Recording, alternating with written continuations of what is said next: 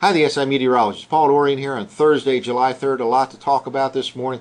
Arthur intensified overnight into a Category 1 hurricane. It should arrive in the Outer Banks of North Carolina by early tomorrow, Friday, July the 4th, perhaps even as a Category 2 hurricane by the time it makes landfall across the Outer Banks early tomorrow.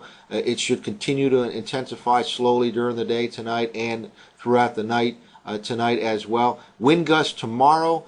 Early tomorrow in the Outer Banks could reach 90 to 100 miles per hour as that Hurricane Arthur moves over the Outer Banks. After that, it looks like it will turn to the northeast, move a couple hundred miles east of the Mid-Atlantic coastline later in the day on Friday, and actually will get out of our picture in time for very nice weather to move into the Mid-Atlantic region for Saturday and Sunday.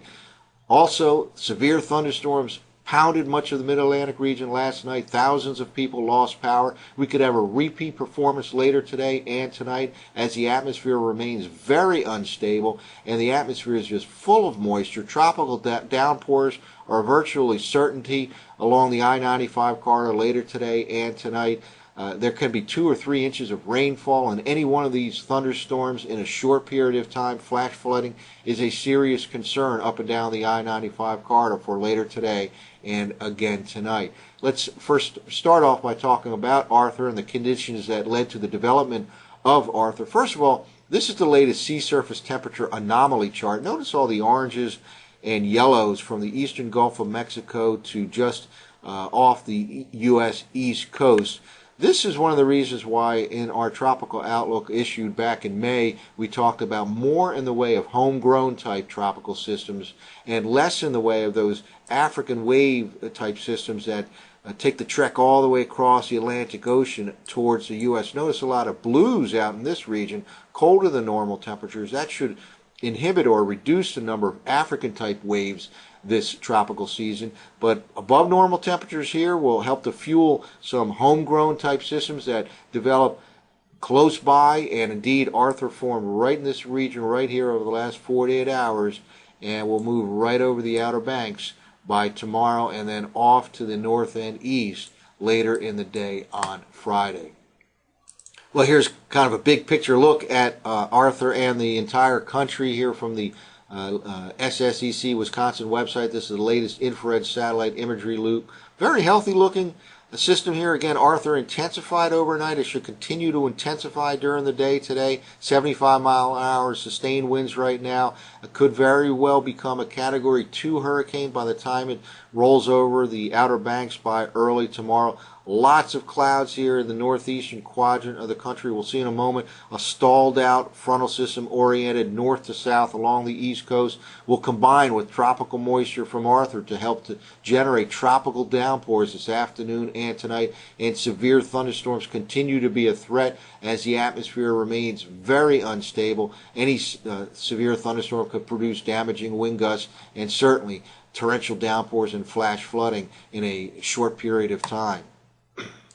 Here's another piece of information as far as Arthur is concerned. This is put out by NOAA, and it's a projection for possible wind gusts late tonight and tomorrow morning along the Outer Banks. And notice 100 miles per hour, anywhere from 95 to 100 mile per hour wind gusts projected here by NOAA from Arthur late tonight and tomorrow morning. Again, as Arthur moves right over the Outer Banks by early tomorrow as a Category 1, perhaps even as a Category 2 hurricane, as it should continue to slowly intensify during the day today and as well as in the overnight hours. Well, here's the current nationwide surface map, and we've talked about this for several days, how a strong frontal system will be approaching the East Coast by this time period. At the same time, Arthur will be sending some tropical moisture right up along the East Coast. Basically, this frontal system will help to squeeze out a ton of moisture that's sitting in the atmosphere right now up and down the I-95 corridor. Expect some torrential downpours in the afternoon and evening hours. Right through tonight, there can be flash flooding anywhere up and down the I-95 corridor. Again, Arthur should move over the Outer Banks and then off to the north and east and it will get out of our picture in time to allow for very nice weather throughout the Mid-Atlantic region on Saturday and Sunday. But we have some torrential downpours to go through between now and then, and possibly some more severe thunderstorm activity. Here's a current look at the radar loop. There were some showers and thunderstorms across southeastern Pennsylvania early this morning. They are moving now across the northern part of New Jersey, and for the most part, behind that batch of showers and thunderstorms, it's pretty quiet right now in the Mid-Atlantic region, from D.C. across to the Philadelphia region right now. And once this pulls out, it'll be rather quiet in the New York City region as well for the late morning and midday hours. But I expect all of this to start to fill in with some showers and strong thunderstorms during the afternoon, and certainly by early this evening. This will light up like the fireworks will light up in tomorrow night's skies, assuming the winds are not too strong to cancel some of those. But again, the radar should become much more active this afternoon, and especially by this evening, with torrential downpours and some embedded strong to severe thunderstorms. Well, let's take a look at some computer forecast maps. This is from last night's zero-Z GFS model run, excuse me, and it's a forecast map for this evening.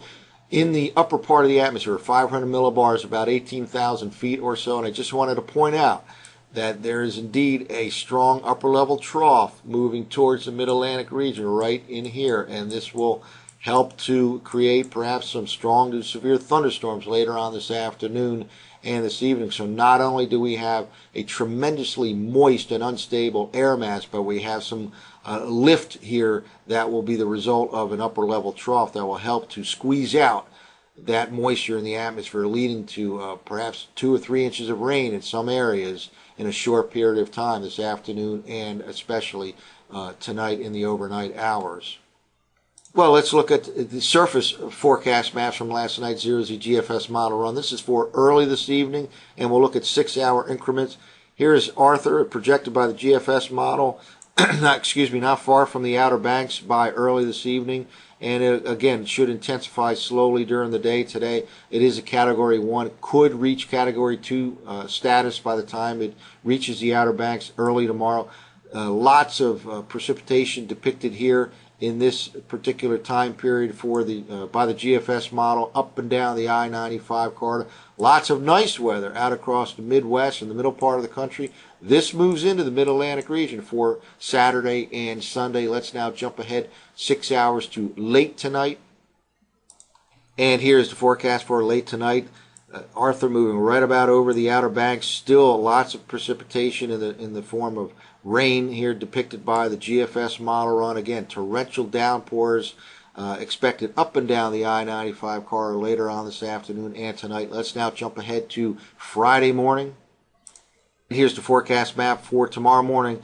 This storm, Arthur, will have pounded the Outer Banks by this time and then start to turn to the north and east. It should ride up a couple hundred miles east of the Mid-Atlantic coastline later in the day tomorrow. Could have residual showers in the morning hours, maybe a thunderstorm in the I-95 corridor, but drier air should push in during the afternoon.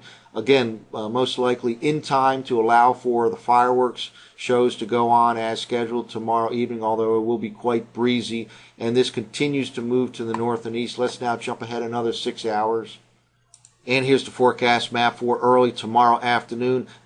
Arthur, a couple hundred miles off the Mid-Atlantic coastline. Some drier air already starting to push in. Certainly it should reach the D.C. region first, and then Philadelphia by the afternoon, perhaps late afternoon, and then late in the afternoon the drier air should push into the New York City region as this begins to accelerate and continue off to the north and east. Let's now jump ahead to early tomorrow night. By early tomorrow night, Arthur will be off the New England coastline, starting to accelerate again. As is typically the case with tropical systems, as they move farther and farther north, they tend to accelerate. They start to get tapped into by the upper level winds, the stronger and stronger upper level westerlies, and they begin to accelerate. Very slow moving for the next 6 to 12 hours or so, but again, by tomorrow morning, especially into the afternoon, Arthur will accelerate to the north and east. All of this allowing for very nice weather conditions to move into the Mid-Atlantic region for Saturday and Sunday. Again, rip currents and rough surf can certainly linger into the weekend off the Mid-Atlantic coastline thanks to Arthur. But again, the weather itself should be very nice on Saturday and Sunday, but lots of heavy rainfall between now and then, and perhaps more in the way of severe thunderstorm activity this afternoon and tonight. Stay tuned to the SIweather.com for possible updates later today. That's it for now. I'm the SI meteorologist.